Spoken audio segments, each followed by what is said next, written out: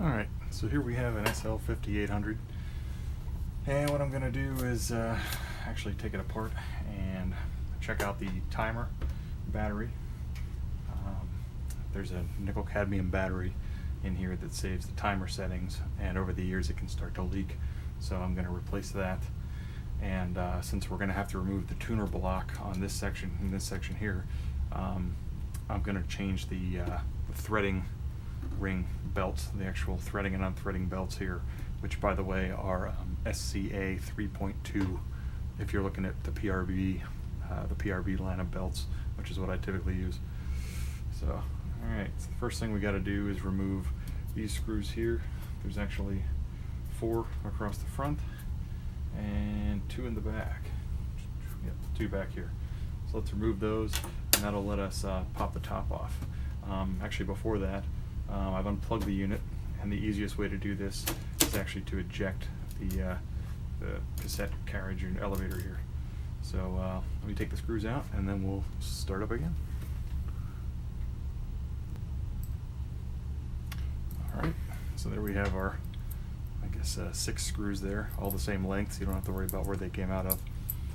I did notice that I have an earlier 5800, it's a parts unit, and it actually uses machine thread instead of this, instead of threading into plastic like this.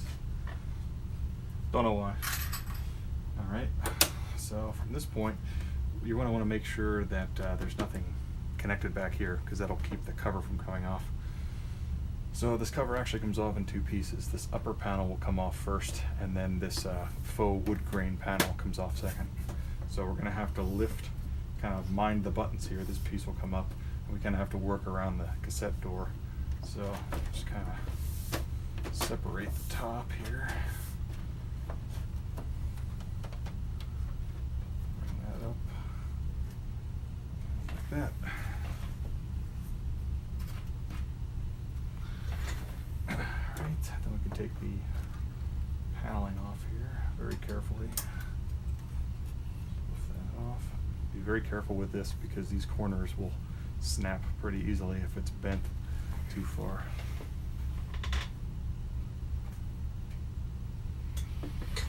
Alright, shut this now. Actually going to rotate the unit over here. Sure that focuses here. Alright. Okay, now for the tuner block, this whole unit is like a sub chassis, and this will come out and rotate. There will still be some connections back here that we won't disconnect, we won't need to, but your timer unit is actually right here. I've already put the new battery in. So here's the old battery. That's the orientation of it. There should actually be a zip tie around there, but I don't think it's really too necessary, and how I mounted it in, it's a little hard to put it in with the way I did it. But to do it right, a zip tie would be the best way to do it, I guess. But anyway, it's just a 1.2 volt nickel cadmium battery. It's probably not focused. I use a 450 milliamp battery. It's a 2/3 AA size, so that'll replace it pretty much exactly as it was. And so this unit actually generates 5 volts, a steady 5 volts for the timer, and the unit charges it when it's plugged in, and if the power goes out, it saves your settings. Nothing too fancy. You can actually disconnect this red connector here, which is right here in the front, and it won't, I don't think it'll do anything. My unit seems to work fine without this board even installed. Or you could probably just clip the battery out and save the board from leaking.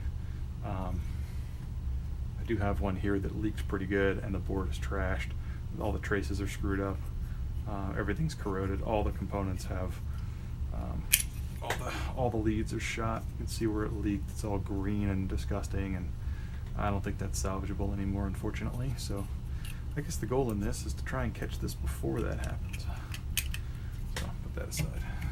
Anyway, so there are a few screws you have to worry about here. There's one here, there's one up here, and then there's also some ground straps. There's a ground here and a ground over here where the elevator is. So all you have to do is loosen these. remove the braid, a little spade lug over here. Loosen this one. There's a spade connector there too. Take out the screw down here. That one. And we'll take out the screw down here. Not the best angle for me, but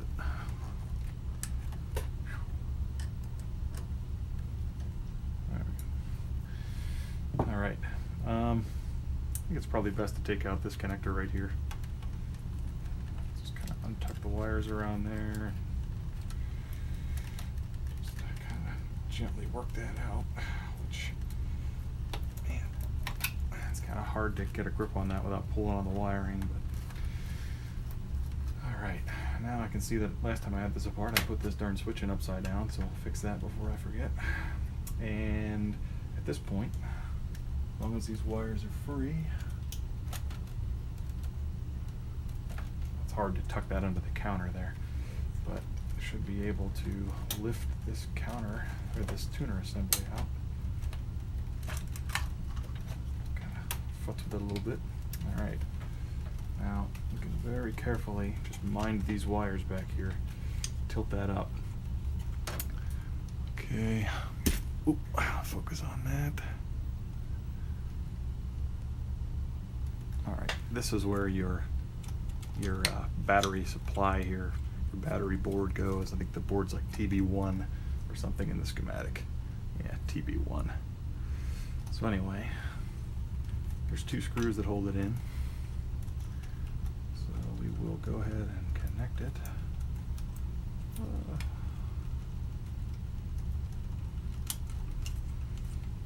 And if I remember right,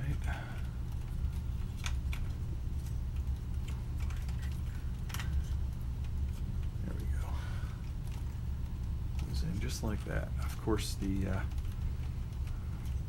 taking it out would be just the reverse of that. It's kind of fun to hold this and put the screws in, but just sit that there and get the screws. Helps to remember where the screws are.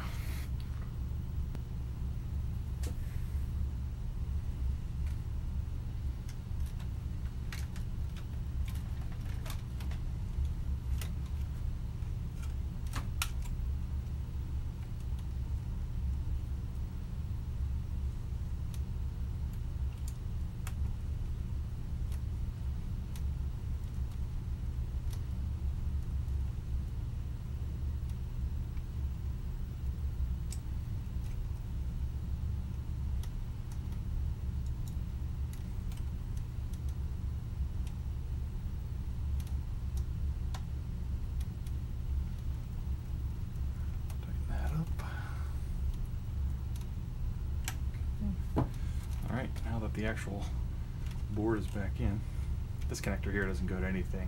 I don't know exactly what that 2-conductor connector does. But anyway, then we can actually snap the lower part of the shield back in.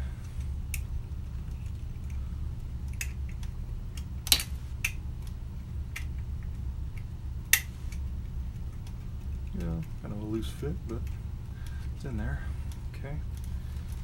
And now, if that's all you were doing, just fit that back in. But since I'm going to replace the threading belts here, I'm going to actually remove this shield assembly here, this cover, this rear shield, and I'm going to kind of move this board out because the threading motor and belts are located down in here, and you can't get that assembly out unless you kind of pull these boards back out of the way and remove the circuit board that sits over the rear of the drum area here. So this will make a part 2 to do that and the reassembly. So I'm going to sit this back down there and see you in part 2.